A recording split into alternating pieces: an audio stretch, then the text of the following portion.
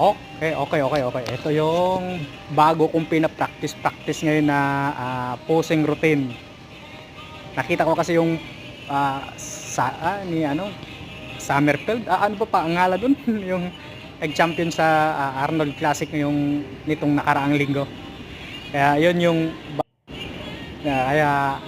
yung panimula niya. Ayun yung gayahin ko.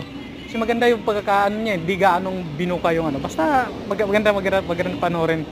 Ayun yung naisip kong i-try sa umpisa ng routine ko. Noong una kasi ginagaya-gaya ko kay Wolf o kay Arskiliski. Kahirap ba? Basta yun na yun. Kaya baguhin ko na ngayon yung starting ko. Pero wala pa naman ding napipintong competition, pero may na yung mag-practice tayo na mag-practice. Isa rin pang post din sa social media. Kaya ganun yun. Kailangan nating tawag nito, mag-practice para pagdating ng araw, magagamit natin yung pinag-practicean natin araw-araw. Araw-araw ba? Pagka may time pala, hindi araw-araw.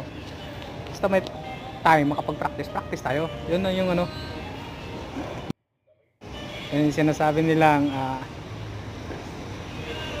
practice mix improvement. Ano na yun? Basta yun na yun. Let's go.